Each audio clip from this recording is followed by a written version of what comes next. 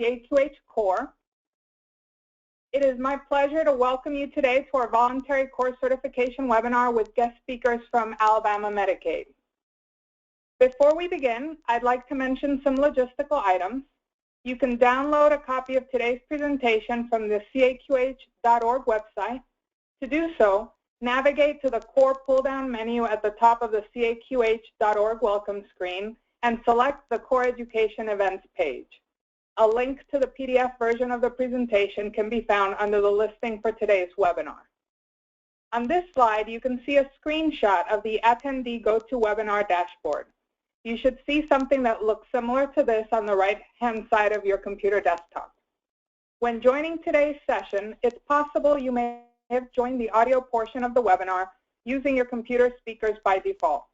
If possible, we would prefer you to join the webinar audio by telephone. To do this, please select the telephone audio button in the audio panel of your dashboard, and the dial-in information will be displayed. Make sure you enter your audio PIN, which is found under your dial-in information. We will save time at the end of today's program dedicated to responding to audience questions.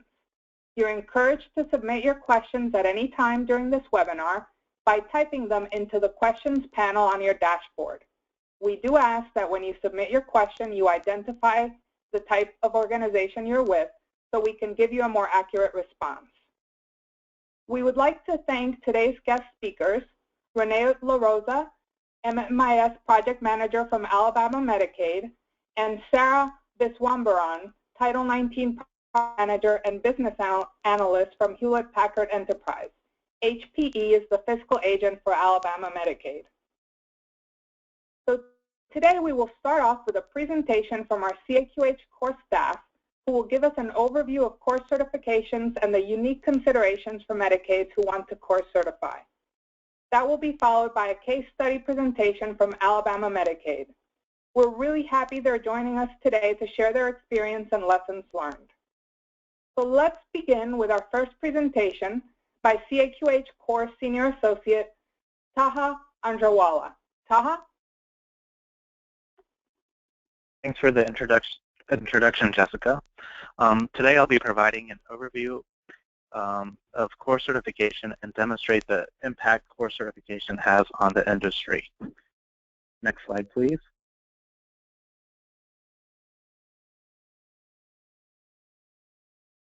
So what is voluntary core certification?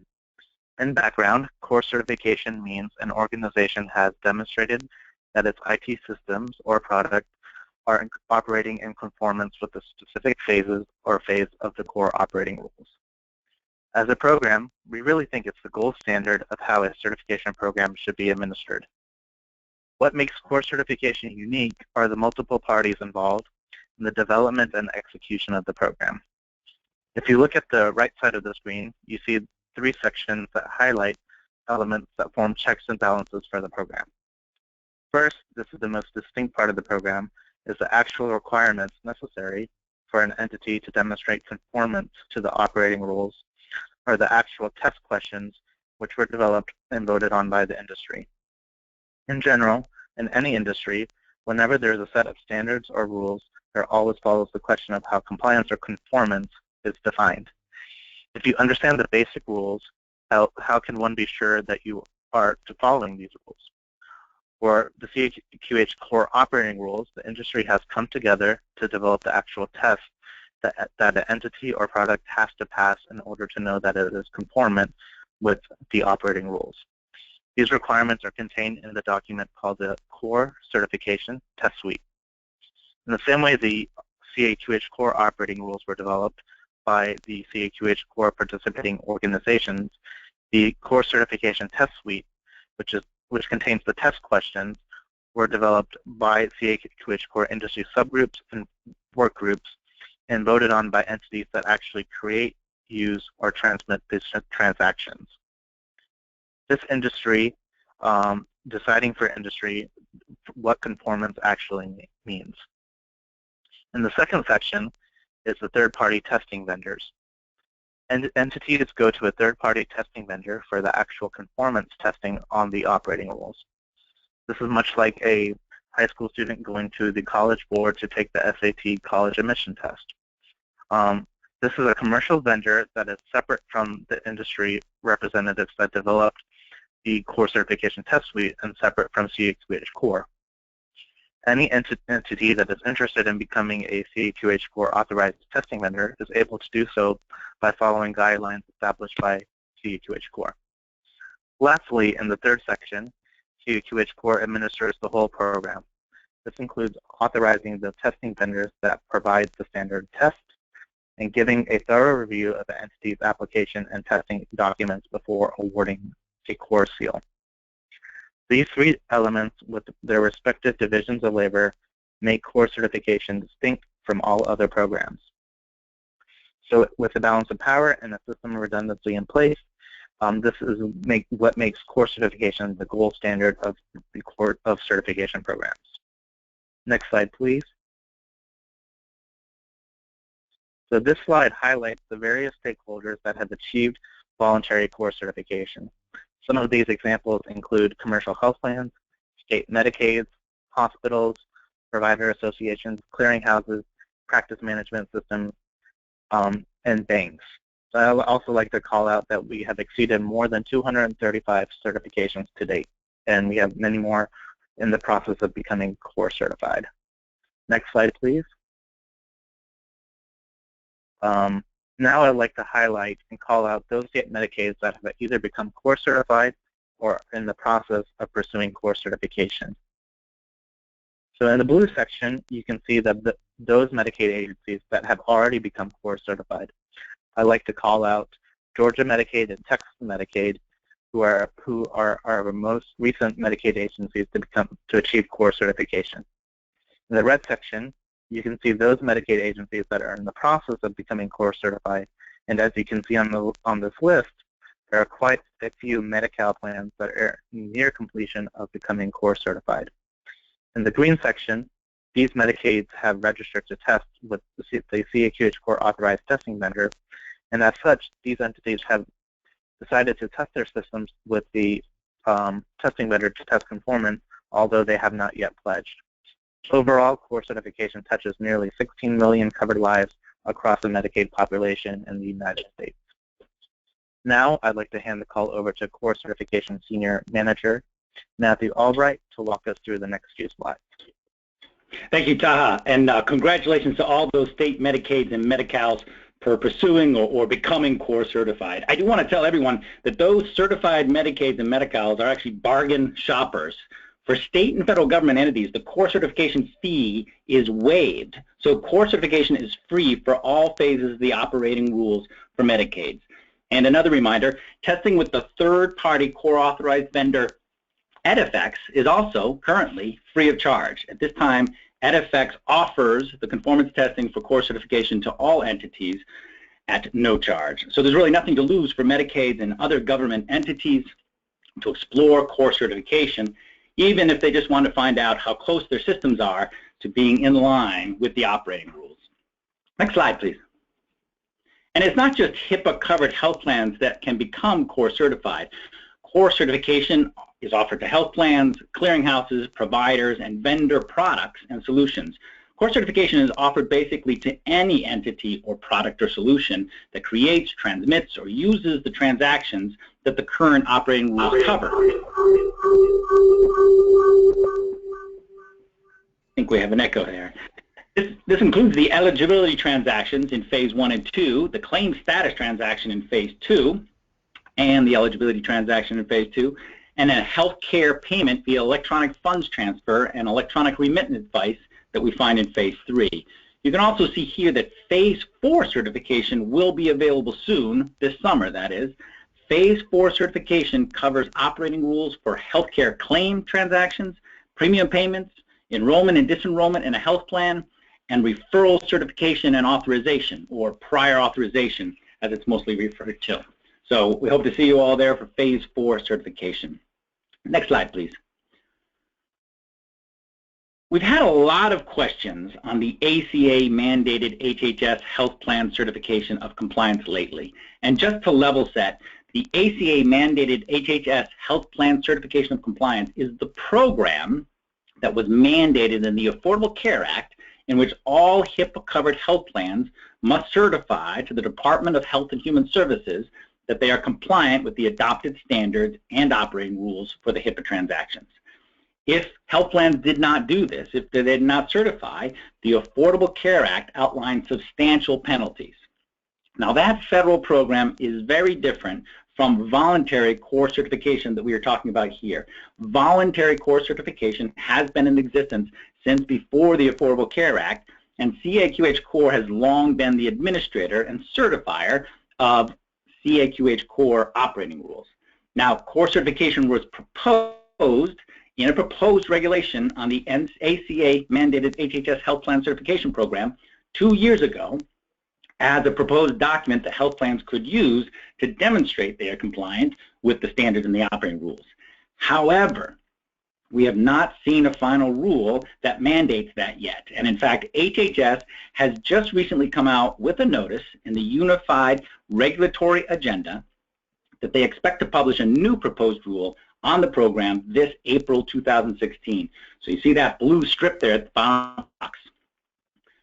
As far as the ACA mandated certification program is concerned, we'll have to see what is in that new proposed rule. So for now, the core certification that we are talking about today is considered voluntary. And I'll turn it over to Drew now for a poll question. Great. Thank you very much, Matthew. So this brings us to our first of 3 polling questions for this webinar. I will read the poll, and then I will launch the question for everyone to answer. And this question asks, do you anticipate that your organization will become core certified in 2016? I will launch the poll, and we will pause briefly for everyone to log their response. Take about 20 seconds.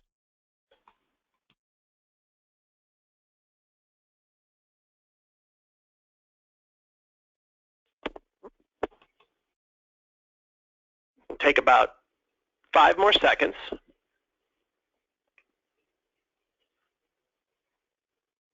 All right. I will close the poll and share the results. So we're showing that about 40% of you are unsure, and which is good to see because this is why we have these sorts of webinars and education sessions, followed by 21% saying yes and no. Matthew or Taha, do you have any insight or follow-up you'd like to share based on these results? Thank you, Drew. I think the question of 20% or so are definitely thinking about it in the next year, and I think even that unsure is kind of a good sign because you've come to the right place if you're unsure about whether core certification is right for your organization. You're listening to this webinar, you're obviously exploring it, and hopefully at the end you'll find out whether it's right for your organization. And again, feel free, if these webinars don't answer all the questions that you have, shoot us an email and we'll have the contact information later, or pick up the phone and give us a call. We'd be glad to talk you through it. All right, thanks, Drew. You're welcome. So I'll go ahead and keep going, Drew, if you will, and I will talk a little bit about core certification in the context of Medicaids and the unique considerations that all Medicaids may have in terms of core certification, and then we'll get right to our guest speakers to talk about Alabama Medicaid. So besides the fact, of course, that I mentioned that there is no certification fee, no hidden fees or charges for Medicaid, there are other great benefits for Medicaids in becoming core certified. Of course, core certification positions the Medicaids as leaders in administrative simplification, which ultimately saves time and money for both the government, the hospitals and the physicians and the citizens that they serve. One of those is the real-time access that operating rules give to providers and their patients who need to know both the eligibility and claim status in order to provide and accept health services. The other is the improvement in providers' revenue cycles that we know comes from using EFT and ERA for claim payments and remittance advice. Core certification, of course, demonstrates conformance with federally mandated laws, and Medicaid is required to follow those laws along with the commercial sector. And lastly, and I think we'll see this with how Alabama Medicaid approached certification, becoming core certified allows positive communication with the physicians and hospitals that a Medicaid works with. The operating rules were really developed with those providers in mind. Many of the operating rules are meant to make it easier for providers to move to those electronic transactions and reap their benefits. So it's good PR to talk about the benefits to providers with being course certified, but really it's a good relationship builder to demonstrate to providers that Medicaid is trying to make things easier for them. Next slide, please. Medicaids will want to consider certain things as they think about becoming course certified, and Alabama State Medicaid, I think, will address many of these. We know that Medicaids have a unique set of circumstances. Most of you work with fiscal agents. Many of you have other state agents that you have to coordinate with, or even certain bureaucratic constraints that the commercial sector may not experience. And many of us at CAQH Core have worked in the public sector, so we have some idea of those constraints. And of course, the financial responsibility of your patients and how a patient's eligibility status is managed is much different for Medicaid than for commercial plans. In fact, it might be said that the question of financial responsibility of the patient may be easier in the Medicaid context. And of course, you're constantly working under political scrutiny. We know you're always being asked to demonstrate cost savings and good stewardship with your budgets. And ultimately, I think we, the staff here at Core Certification, can support you in navigating some of those issues. Next page. I'll end this part of the program by offering this slide of some of the free resources we have for Medicaid and really all entities pursuing Core Certification. Alabama Medicaid may refer to some of these resources, so we wanted to make sure you had them at your fingertips if you were considering Core Certification. And the one thing I will suggest, and again, you'll see this as one of the best practices that Alabama will suggest, is that before making your project plan or adjusting your systems, take a good look at the certification test scripts and the CAQH Core Master Testbed data with links there in the second bullet. In conjunction with those, you may also want to take a look at the EdFX testing engine as well. In other words, go look at the conformance test questions before you start your project plan or start to change any of your systems. This will give you a better sense of what is required.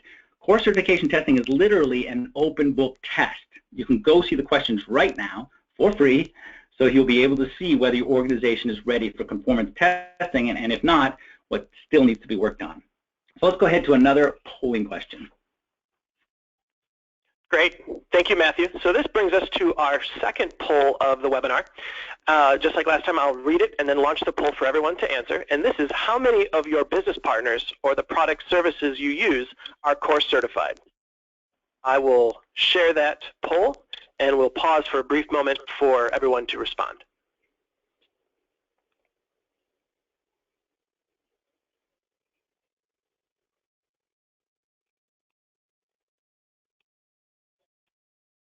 It'll take about 10 more seconds.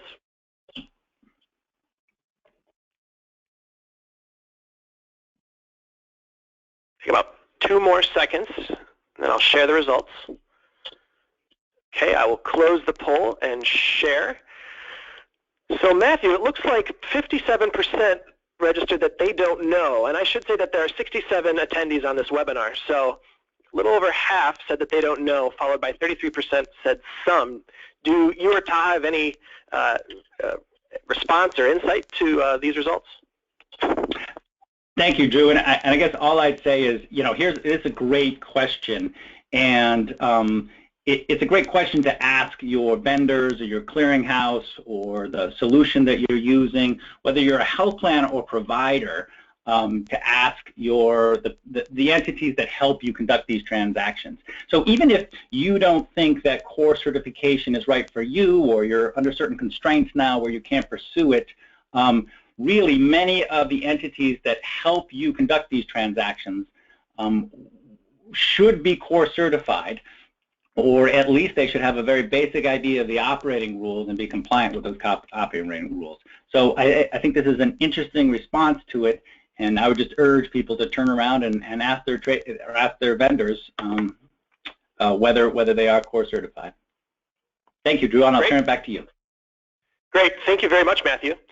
So we will continue today's program with a case study presentation from Alabama Medicaid, and we are joined today by Renee LaRosa, who is the Medicaid Management Information Systems Project Manager, and she is also the project manager for the MMIS Takeover with Enhancements Project, the ICD-10 transition, the ACA Phase 3, and Regional Care Organization transition. She's joined by Sarah Wiswambaran, who works for Hewlett-Packard Enterprise which is the fiscal agent for Alabama Medicaid. Sarah has been a business analyst with HPE for 19 years, and she's currently supporting the counts as the Electronic Data Interchange EDI HIPAA X12 subject matter expert with additional support as a project manager for many projects such as HIPAA 5010, ACA 1 and 2, ACA 3, and ICD 10. So the list is long. So welcome to you both, and please feel free to begin whenever you're ready.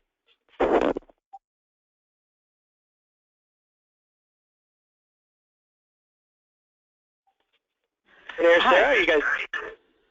This is Renee. I'll go ahead and start. Great. Thank you. Just to give you a little bit of overview of Alabama Medicaid, we currently have over a million members. In 2004, we processed 24.9 million claims for over $4 billion in paid claims. We are currently primarily fee-for-service. We are in the process of transitioning to managed care, at least part of our services.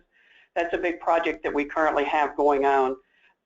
October 1st of 2016, we will have many of our services moved over to managed care, which we are calling an RCO, a regional care organization. And at that time, we will also start using DRGs. We don't currently use DRGs. In April of 2014, we started our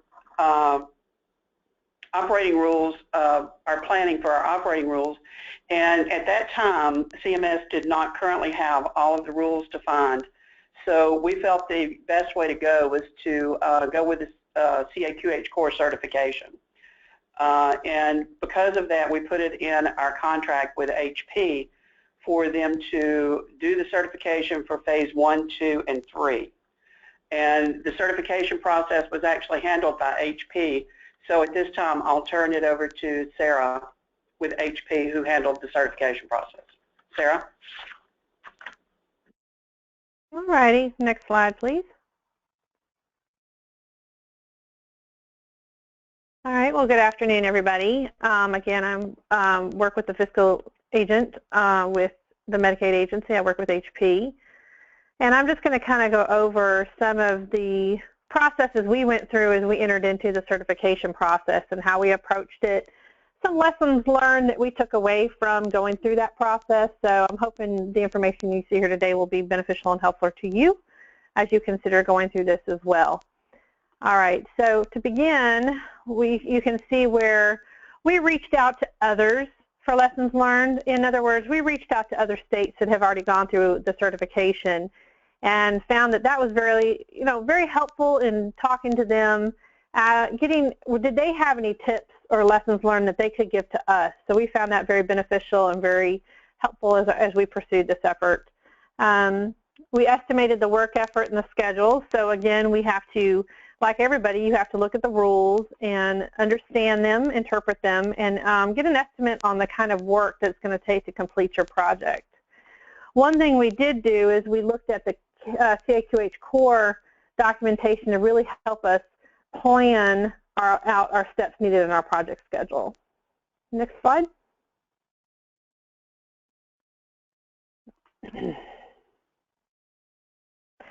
So just some notes about what we did as at a high level of our project. The first thing we do is we work closely with the Medicaid agency, and we get together and we review all of the requirements that are necessary. That includes, what does our system do today?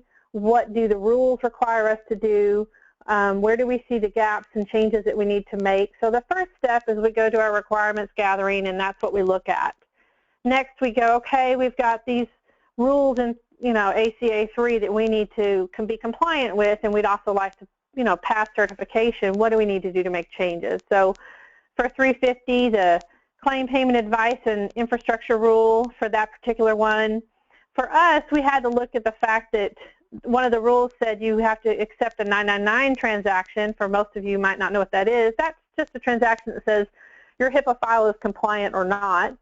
And we don't currently take those in today. So we had to make a modification to our system to allow a provider to send us a 999 saying, hey, thanks for May 835. We think it's compliant or not. So that's an example of the changes we had to actually go through. For Rule 360, That one particular covered the use of the lovely claim adjustment reason codes or remittance advice for mark codes on your 835s. And you have to align them with the groups and some of the guidelines that the core group puts out. So again, we had to spend time looking at our current system and making modifications to be compliant with the data rules. 370, same thing. So once we spent our time going through all those rules and determining what needed to be changed in our system, our next step was actually making the designs. So again, we would work with our customer. We'd go over designs with them. We'd actually enter into our construction phase once the designs were finalized. And then we'd also end up in our systems testing, where we do a lot of testing internally and review all of those results with our customer. We also implemented Safe Harbor, and that's another area we had to do testing for and run setup and make sure it followed the compliant data rules. And we also offer end-user testing, which is user acceptance testing. We allow providers and vendors and clearinghouses an opportunity to test their own changes for the ACA rules, or to see how the rules that we're implementing on our side are going to impact them on a day-to-day basis. Gives them an opportunity to take in the transactions and make adjustments to their own system so they can pull out what they need from those transactions, and they'll be a lot more meaningful and useful to them. And typically for us during the end-user testing, that's when we begin our certification testing. So next slide, please. So to start certification, the first thing is you have to actually register, and we went through the registration process. And we also, just to note, we weren't sure when we first started if we registered, because there is a time, a specific time that you have to turn around your testing and complete your testing within a certain time frame. We weren't sure, oh, if we registered, did the clock start then? No, the clock doesn't actually start until you formally do your pledge. So if you've not registered yet, I would highly encourage that you do go through the process and register and become familiar with the website, navigating it, using it. Look at all of the different tools that they have on the website and FAQs. Just really become familiar with the website itself. And also, as was mentioned previously in another slide, look at the certification test cases. You have access to those once you register. You can look at all of the requirements, look at what they're looking for, and then when you're doing your own system testing, it's a great time to make sure your system is acting and performing as you expect it to, so you know you're going to be okay to certify for that test case. The next step is actually submission of the pledge. Once you are done with your system testing, you feel your system has been changed and it's ready to be certified, you submit the pledge. And then you start going through the testing process with the third-party EdFX group. Certification testing, we had to make a few modifications. There's just a few modifications to the testbed data based on what the EdFX requires in your data. So again, really make sure you review that information up front and be prepared to do your testing. Next slide, please. So this is just an example of the tool. If you've never seen the tool before, once you register, this is an example of what the test list looks like. You'll see each one has a number. It's going to let you know if it's required, and it's going to give you a status if it's completed, not yet started, and if it has been completed and it's been accepted and passed, it'll show the completion date. So it's just you can click on a link and it'll take you to the next screen, and you can see more information about that particular test. Next slide. So once you click on one of those links, it's going to open up another page. And what it's going to see, for example, here, please submit a copy of a complete paper EFT enrollment form. So you know for this particular test case, you have to submit your EFT enrollment form, and you have to ensure it has been changed and modified and it meets the data requirements for that rule. And it's really simple. You would simply go to the next slide, please. You would actually attach your electronic EFT form that you have modified. As you can see, it's been attached here. And you can add notes if there's something that you need the person that will review your test submission to no, and then you simply save and close it, and it's going to be marked as submitted for someone to review. So it's not super scary. You know, there's different phases and there's different types of certification testing, but overall I felt like this was a pretty seamless process, and I think as long as you take some of the information we're giving you today and pull it into what you're doing to get ready for certification, I think you'll find it runs pretty smoothly for you. At least I hope it will. All right, next slide. One thing I do like about the testing that we do with them is you can pretty much real time on some of your transactions, they return an error log. So if you are running up against something that's not passing what their standards are, you'll get an error log such as this that tells you right away what the problem is. And you can, typically what happens is your test case is not marked passed if you have any errors such as these. So you have to then work with the core administrator who is reviewing your test results and actually explain why these errors occurred, or I'm trying to think what was one of the examples. Sorry, one second. For example, we would only use an optional field for our own purposes to return a specific piece of data, but the core tool wasn't expecting that data to be in that field. So it was an optional field in the HIPAA guide that Alabama Medicaid uses to return data to a provider. The core tool wasn't necessarily expecting that to be there, so it basically flagged it. But once we submitted our issue to the core administrator who was looking at our test cases, that was an acceptable response, and we were able to pass that test case and move on. So that's just kind of an example of how that works. Next slide, please.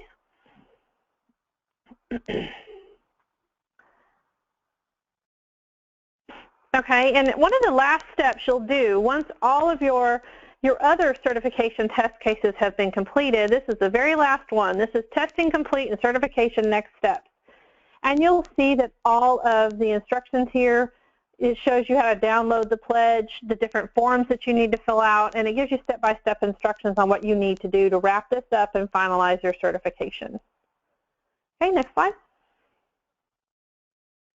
And as you can see, this is actually a copy from our Medicaid website that we have out there showing that we are now certified, and we are certified for all phases 1, 2, and 3.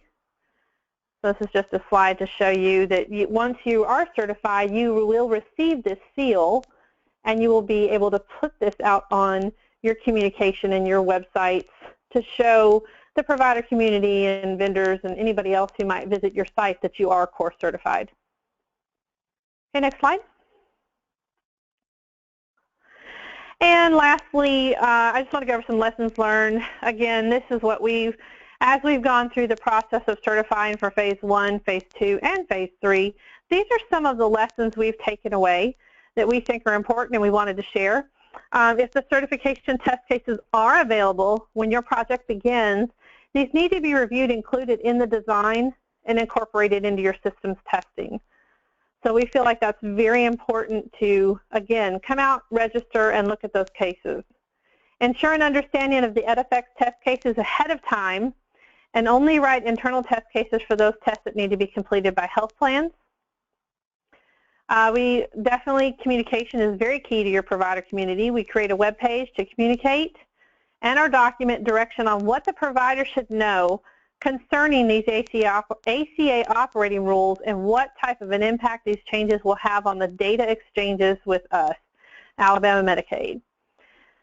So it was very important to us to, again, you want to make sure you allow enough time for the provider community, your software vendors, your clearinghouses that process these transactions to understand what the data changes are, what's changing, and how they're going to be impacted.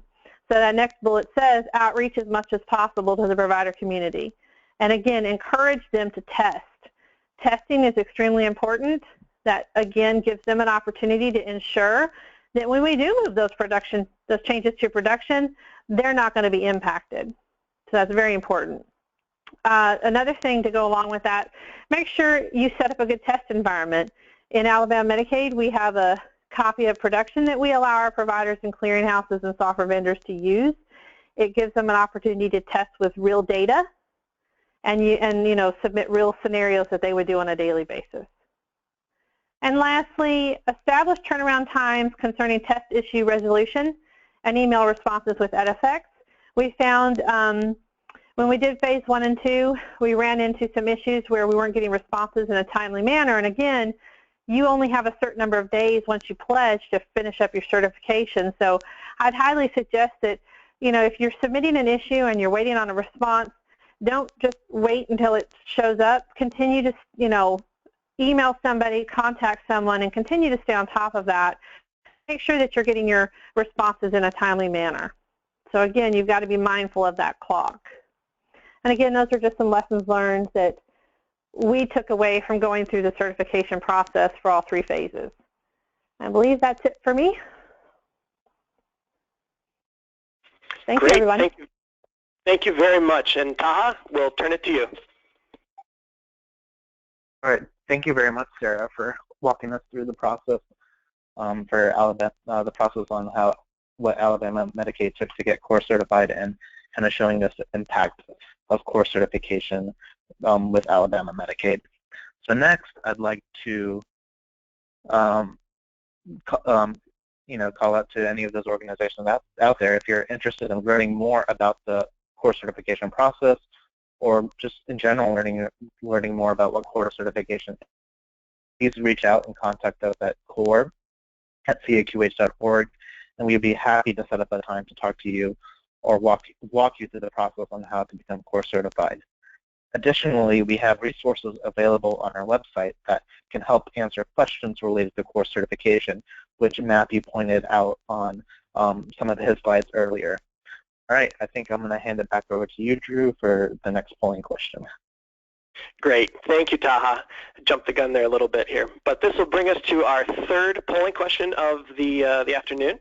And I'll read it like last time and then launch the poll for everyone to answer. And this one says, which benefit of core certification is most important to your organization? And there might be more than one of these, but just do your best to answer which you feel is the best. And so I'll launch the poll, and we will pause briefly for everyone to respond.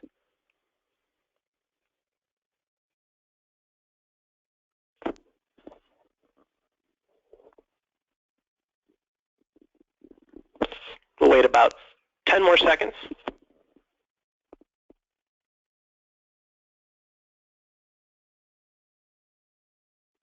Take about 2 more seconds, and then I'll share the results. I'll close the poll and read the results. So 39% said that it demonstrates conformance with the operating rules, followed by 34% saying that it improves business processes leading to greater efficiencies of our customers, examples being requires real-time patient financials for providers. And Matthew or Taha, do you have any follow-up based on these results? No, again, I think a great question, some interesting response. I think it reflects a bit of what our audience is today, that we all don't think that, the party does not think that it's a useful marketing tool, or at least doesn't list that as one of the top benefits. If we were in a webinar with many vendors or with clearinghouses, that may flip. But I think the top 2 there that we see that look like, given a statistical margin of error, are about equal. The idea that it demonstrates conformance with operating rules and improves businesses' processes leading to efficiencies. I think that's good to see that we've kind of communicated the idea that along with that idea of conformance with the operating rules, that really core certification allows you to really have the best systems possible in the terms of Medicaid for their partners, the providers, the hospitals, the physicians, and the patients that they serve. And in the case of all of the industry, the fact that core certification and the core operating rules really give us efficiencies that we need in order to lower healthcare costs universally. I think it's great to see that there's recognition that that's kind of where we all want to head. So I'll turn it back to you, Drew. Great. Thanks, Matthew. And this brings us now to our Q&A session, and my colleague Jessica Porras will bring us through this. Jessica, take it away. Thank you, Drew. Yep, we do have some time for Q&A. So if you haven't already done so, please submit your questions by submitting them into the questions panel on your dashboard. We do ask that you identify the type of organization you're with at the beginning of the question so we can give you a more accurate response. We do already have a few questions, so let's begin. The first question, I believe, is for Taha. The question is, can we certify for any of the phases we would like, or does it need to happen in a particular order? So that's a great question, Jessica. So, so the question kind of really depends on the stakeholder type of the organization. So if you are a health plan provider, you would have to get certified on phases 1, then phase 2, and phase 3. So you would have to get certified in a sequential order. So in order to become phase 3 certified, you would have to become certified for phases 1 and then phase 2. But you can do that certification all together. So you can do phases 1 through 3 certification concurrently at the same time. But if you are a vendor or clearinghouse, that your certification is dependent on the type of business that you do. So for example, if you're a vendor that only does the 835 transaction, then you can get certified on phase 3 without having to do phase 1 and 2 certification. So does that, hopefully that answers the question. I think it does, and thank you very much, Taha. The next question is for Alabama Medicaid. And the question is, during your outreach to providers, were there any specific or recurring questions or issues that came back that were kind of pain points for the providers? I think the biggest concern with our providers was around the ACA phase 3 rules. There were some changes to how we send out their 835, and that changed for them, so that was a real sticking point. So that one was a huge change because we had ours on a regular schedule, and then once the rules changed, it was not quite on a set schedule anymore. It was a little more flexible. So that one was a sticking point for most of our group. As far as the data content, what was returned in some of the transactions, not so much. That was mostly around some of the business rule changes. Thank you so much. It's very helpful to hear what those pain points are because they can help us in our work to make sure that some of the education we do is clearer and better. Thank you. The next question is for Matthew, and the question is, could you tell us about the kinds of government entities which the core certification fee could be waived? Yeah, so I said during this presentation that the Medicaid here and the Medi-Cals didn't have to pay the certification fee, that's waived. In terms of, if you're a state Medicaid, then you're definitely considered a state government entity, and it's pretty well assured that you can get that fee waived. As well, if you're the VA or Medicare, then that fee will be waived. It gets a little bit trickier when we get down to county levels, for example, the Medi-Cal plan. And what we do is we take them really on a case-to-case basis. And we ask for certain kinds of documentation as to their tax status, as to their statutory authority and things like that, to really kind of establish that link between the state government and a Medi-Cal or a government or more a local level Medicaid health plan. So to that question, Medicaid, state Medicaid, definitely. All others, if you think that you might get the certification fee, if you think that you might be able to make the argument that you're a government entity or a state government entity, then either shoot us a note and ask us for what kind of documentation we might need, and we'll shoot you something back, and we'll ask for the certain documentation, and we'll be able to tell you whether we can waive that fee or not. So that's probably the best route. Again, state Medicaid are in the clear, as well as any federal payers. But if you're not sure and if you think that you might be able to meet certain criteria that we have, then just get in contact with us and we'll be able to walk you through it. Thank you, Matthew. The next question is another one for Alabama Medicaid, and I think it's a two-part question. The first is, how long did it take to go through the whole certification process? And the second part of the question is, did you do all three phases at once or in sequence? That's a good question. We did not do them at once. We did them, we had ACA Phase 1, 2. We do them as projects. So ACA Phase 1, 2 was a project for us. So we did our design and our work with ACA 1 and 2, and we went through the certification process. I will say that that one took a little longer. I think just because it was our first time going through it, that one took a couple of months to kind of wrap up the certification side of the house. We had finished the testing within a certain period of time, but it took a little while to get our certification approval and the seal. And again, I think that's because it was still kind of new. I will say with Phase 3, we handled that as a separate project, went through our system changes, and then went through certification, and that one went a lot faster. We probably finished that one within 30 days or slightly over. We went through that one a lot faster. I think, again, it was kind of lessons learned from doing it the first time around, that the second time was a lot smoother. That's really helpful information to know, and also glad to hear that when you went through the process a second time around with Phase 3 that it was a lot smoother. The next question, I think it might be a question for Matthew, but might be Taha, I'm not sure. So this is a Medicaid that is considering certification, but they're in the process of switching to a different MMIS system, and they're definitely going to certify that new system in a few years once it's been implemented. And the question there is, should they certify the old system even though they know they're going to have to go through it one more time in a few years?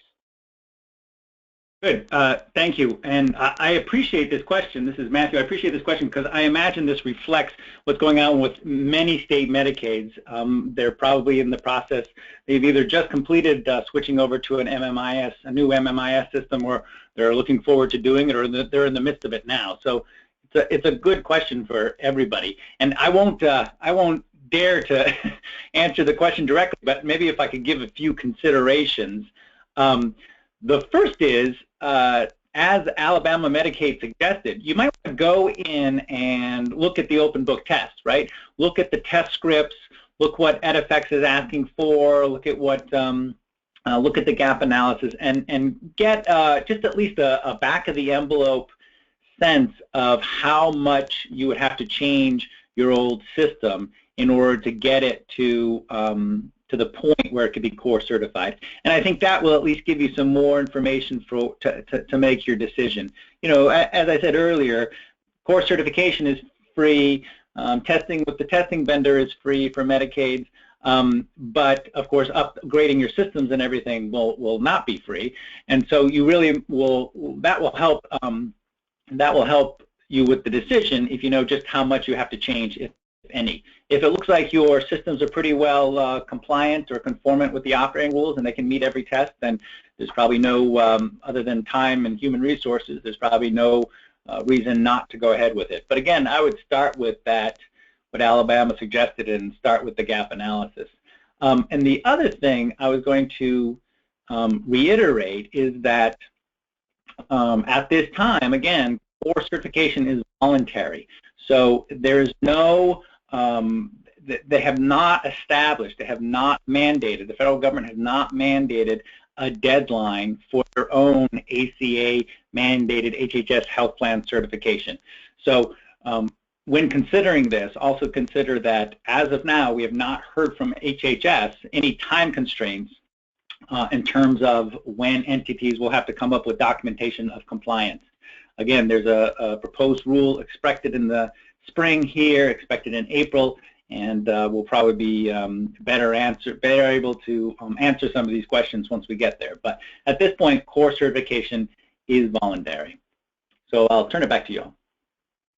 Thank you, Matthew. I've got one more question, and it is not a question from a Medicaid. And that question is, how are self-funded health plans that use a TPA supposed to certify? Good, and I think that's a great question. Technically, any HIPAA-covered health plan, so that would include most self-funded health plans, any health plan or a clearinghouse or vendor can certify. Really, any provider or health plan or intermediary that creates, transmits, or uses the transactions can certify. So I think both a self-funded health plan and a TPA fall into that category. So we'd be happy to talk about, what those tests would look like for a TPA or what the test would look like for a self-funded health plan. Self-funded health plan, some questions you may want to ask, or questions that really we would ask to start the conversation would be, who do you use a TPA? Are you self-administered? How much do you conduct the transactions? What will likely happen in the case of a self-funded health plan that's pursuing core certification is they'll be very reliant on their TPAs, on their clearinghouse or their carriers to conduct these transactions. And so what would probably happen in that case is that self-funded health plan or group health plan would be dependent on their agents, dependent on all of the entities that conduct those transactions for them to become core certified in order for the self-funded health plan to become core certified. But I think in those cases, so I've answered it kind of from a technical standpoint, right, that technically all of these entities can get core certified. You might want to think about it also from a kind of a strategic standpoint, like what would be the reason why you would want to get core certified. Again, I remind you that core certification is voluntary, even though self-funded health plans are HIPAA-covered health plans, and according to the Affordable Care Act, they will be required to certify they're compliant with operating rules and standards. We still are not sure how HHS is going to carry out or manage that program. We're not really sure of the details of those requirements. So again, I think you want to step back as a TPA and as a self-funded health plan and ask why you want to get core certified or what are the reasons for it. And we would be happy to talk that through with you all. Certainly we from the point of core certification, we're looking for these that are going to push the industry to more efficient and cost-saving transactions. And we certainly don't want to waste people's times with entities that don't need to get core certified, or it wouldn't help them at all to be core certified. So if you have a question, any entity that has a question about whether their business plan or where they sit in the transactions, whether it's valuable for them to get core certified, we'd be happy to talk it through to you, and even a more general conversations about the operating rules and where they fit into the, say, the transaction life cycle. So hopefully that answers the question a little bit. It seems like the old the answer to many of my questions are, hey, give us a call. But really, if you give us a call, we'll get a better sense of what you do and how core certification may or may not help you. Thank you, Matthew. And it looks like we're out of time today. I'd like to leave you with a takeaway slide with some of the highlights and main points that we would like to leave behind. Also, I'd like to thank all of our speakers, particularly our guest speakers, Renee and Sarah, and would also like to thank you, our participants, for taking time out of your busy schedules to join us. If we go to the next slide, if you're involved in the healthcare claim payment or remittance advice process, we encourage you to make your submission now to the CAQH Core Code Combination Market-Based Review Survey to improve the use of the CARTs and the RARCs. And as you can see in the slide, the deadline to do that is February 10th, so there's not a lot of time left. Next slide, please. I do hope you found the information in today's session useful. If you have questions or are interested in learning more about this topic or any other core work, or have ideas for new learning sessions and webinars, here's our various ways that you can contact us, either by email. In a previous slide, we have a phone number, and these are various pages where you can access some of our information. If we could go to the next slide, A recording of the session will be available within the next 24 hours. And also, I encourage you, when you end this webinar, to please complete the short evaluation survey. We do like to hear your feedback and your ideas for ways that we can improve and give you the information that you would find helpful. So thank you very much, and have a great rest of your day.